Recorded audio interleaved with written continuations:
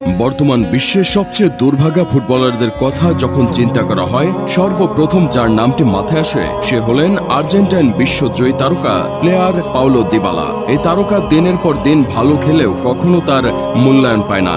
এবার নভেম্বরের বিশ্বকাপ বাছাইয়ের 2 ম্যাচেও জায়গা হয়নি এই পোস্টার বয়ের। তাকে যদি জিজ্ঞাসা করা হয় জাতীয় দলে কেন সে জায়গা পাননি, তার উত্তর হলো লিওনেল মেসি। মেসির পজিশনের প্লেয়ার হয়, কিন্তু শুধুই কি তাই? তাহলে আমি বলবো না। ইনজুরির জন্য কত শত ফুটবলার হারিয়ে গেছেন, দিবালা তাদের মধ্যে একজন। হ্যাঁ, তার মতো ফুটবলার নিঃসন্দেহে যে কোনো দেশের মূল একাদশে জায়গা পাবেন। সে জাতীয় দলের সুযোগ পেয়েছেন বহুবার, কিন্তু কেন যেন বারবার তার ইনজুরির কাছেও হার মানতে হয়। ইতালিয়ান জায়ান্ট ক্লাব জুভেন্টাসের সঙ্গে দীর্ঘ 7 বছরের সম্পর্ক ছিন্ন করে 2022 সালে 3 বছরের চুক্তিতে রোমায় পাড়ি জমিয়েছিলেন তিনি। 2025 সাল পর্যন্ত খেলবে বলে 21 নং জার্সি গায়ে প্রতিনিধিত্ব করে আসছেন পাওলো দিবালা। রোমার কাছ থেকে তিনি প্রতি বছর 60 লাখ ইউরো বেতন পান। দিবালা সর্বপ্রথম 2015 সালে 21 বছর বয়সে আর্জেন্টিনার হয়ে তার সিনিয়র আন্তর্জাতিক অভিষেক করেছিলেন এবং তারপর থেকে 2018 বিশ্বকাপ, 2019 কোপা আমেরিকা এবং 2022 কাতার বিশ্বকাপে উপস্থিত হওয়া সহ 30টিরও বেশি কাপ অর্জন করেছেন তিনি।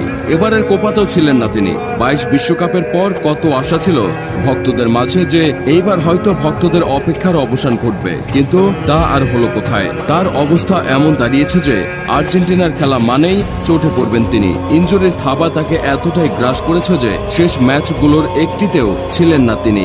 অথচ তার সামনের সবচেয়ে বড় সুযোগটা এসেছিল এবারই। ডি মারিয়া অবসর চলে গেছেন, কিন্তু এবারও কপাল পড়ল তার। ক্লাবের হয়ে পারফর্ম করেছেন, কিন্তু জাতীয় দলে ভ্রাত্য।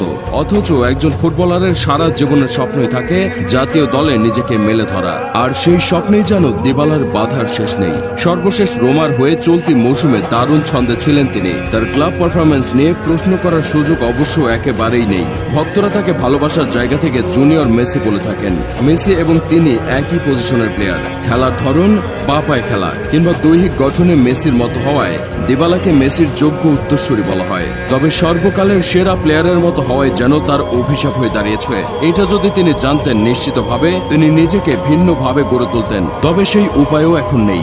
যেটা আছে সেটা হলো মেসির অনুপস্থিতিতে মেসির পজিশনে যোগ্যতার জানান দেয়া। হিসেব করতে গেলে দেখা যাবে বাংলাদেশে তার নারী ভক্ত বেশি। তার মিষ্টি হাসিতে হাজার নারী মুগ্ধ হলেও সে মুগ্ধ তার ভালোবাসার মানুষকে ঘিরেই। কিছুদিন আগে তিনি তার দীর্ঘদিনের সঙ্গে মিডিয়া ব্যক্তিত্ব ওরিয়ানা সাবাতিনের সঙ্গে গাঁটছড়া বেঁধে ফেলেছেন সুন্দর ফুটেজে ক্যাপশনে। এখন হ্যাঁ, এবং চিরকালের জন্য।